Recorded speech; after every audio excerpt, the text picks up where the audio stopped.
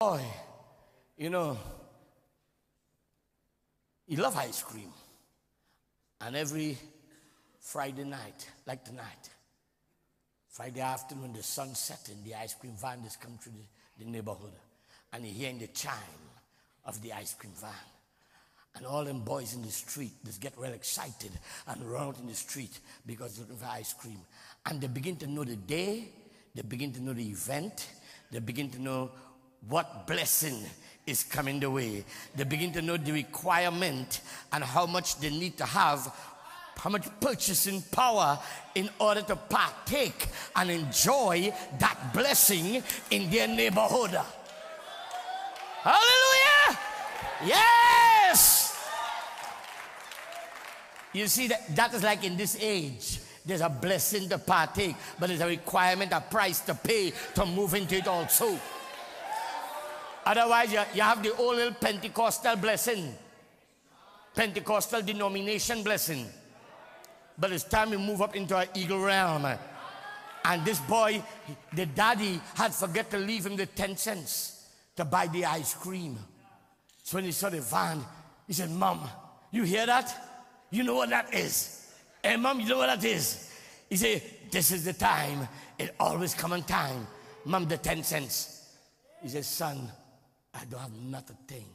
Your dad forgot to leave it." He says, and the boy countenance dropped. He said, "Mom, serious? Nothing?" She said, "Son, I ain't got a thing." She says, "Go look in the attic. Maybe you might find some loose change or something up there. Who knows what you could find." Boy climbed up in the attic and he goes in and he digging around frantic because he hearing it, the van coming closer to his house. So he looks there and he see a little stamp, the prophet says. One little stamp. Oh my. When he saw that stamp, his eyes begin to bulge. He remember there's a stamp collector who buys stamps down in the corner. And he says, all these things are ice cream and 10 cents to buy the ice cream. He says, and he's desperate now because he have no money, but we can get 10 cents for this stamp, that's it. So he grabs the stamp and he runs down the street. He goes in there and somebody is trying to talk to the stamp collector and the boy is watching there. He look out the door and the ice cream van is coming. And you could see him, he's sweating. And so he kind of pushed his way in. He says, "Sir, I have a stamp here. I know you buy stamps. Could you tell me how much this stamp is worth?" And he's crossing his fingers, you know, poor fella. He's hoping he get 10 cents. He's hoping the stamp is good enough to interest the man. The man stand up there, he watch the stamp. He goes in a drawer, he pulls out a magnifying glass. He watch the stamp. And the poor fella, you know, he like this. He's looking there.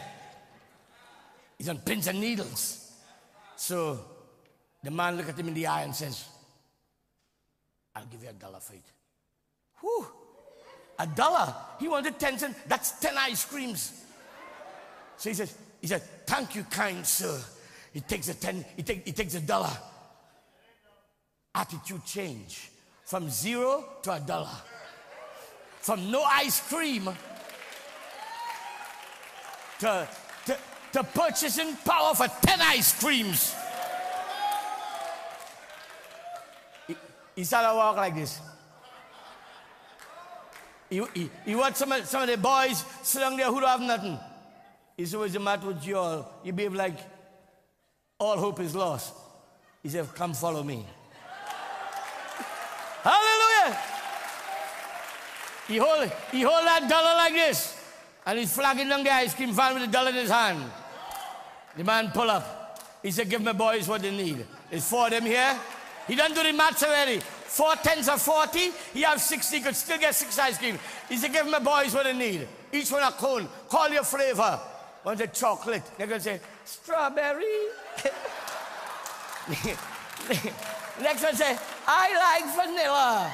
He says, "Okay, you like vanilla. Go ahead. Everybody get the ice cream." He says, "Give me about 6 in a cup." He's the big shot. They eat the ice cream. Everything is over and gone. Prophet says, this man, I've given you the updated version here. Prophet said, this man, who buy the stamp for $1, something is telling him, you never see a stamp like that. You're collecting stamps for 25 years. Never see a stamp like that. You better go and check it out. So he goes into the city and he goes to this big stamp collector and he gets there. He says, could you tell me what's the value of this stamp? The man bring them big catalogs and he has a big magnifying glass and he's going through. And he says, my goodness. He said, you know what you got here? This is a very rare edition. This was to commemorate, Veterans Day or something. This was a limited edition. Much wasn't printed in this. This is a very rare stamp. He said, but I'm afraid I can't buy it from you. You'll have to keep it because I can't pay you what it's worth. He said, well, how much you could give me? He said, well, I can only offer you about 5,000 for it.